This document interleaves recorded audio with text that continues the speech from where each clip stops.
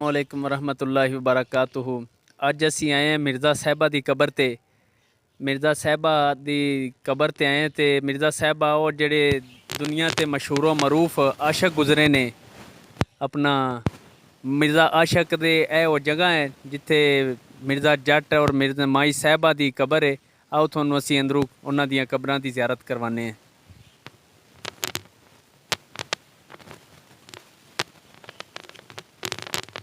ए अपना माई साहिबा की कबर है। माई साहिबा ए उहदी तारीख लिखी है। तारीख है मिर्ज़ा साहिबा। साहिबा मिर्ज़े की कबर है। ए मिर्ज़े की कबर है। ए साहिबा की कबर है और ए तख्तियाँ वगैरह लगियां हुई ने। ए वो आशक ने जिन्हां दियां बहुत कहावत मशहूर ने, जिन्हां दियां बहुत गल्लां मशहूर ने, बहुत कहानियाँ मशहूर ने। शायरां ने बड़े बड़े शायर बोले ने इन्हां दी दीवानगी दे विच और बड़े बड़े सुर लिखे गए ने मिर्ज़ा साहिबा दे विच। पूरी दुनिया ते जिन्हां दा नाम मशहूर है मिर्ज़ा साहिबा। अज असी उन्हां दी कबरां ते आए हैं, उन्हां दी मज़ारां ते आए जेड़े दुनिया तो चले गए ने, लेकिन अपना एक नाम कायम कर गए और दुनिया रहिंदे तक इन्हां दा नाम जिहड़ा है चलता रहेगा और शायर इस तरह शायरी लिखते जाएंगे।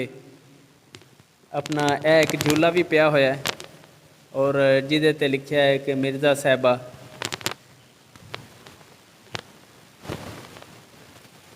और ए कुछ लोग निशानियां वगैरह रख जाते ने और ए घड़े पे ने थले। ए वो रुख लगे हुए ने मिर्ज़ा साहिबा दे कबर दे बाहर जेड़े अपना बहुत घनी छाएँ बहुत अच्छी है।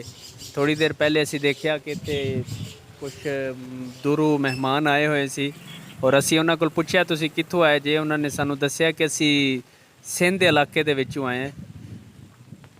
ते अपना जेड़ा मिर्ज़ा दी जिथे बग्गी सी जेड़ी घोड़ी सी मिर्ज़े दी अपना ओदी कबर दिखाने वो भी नाल ही है।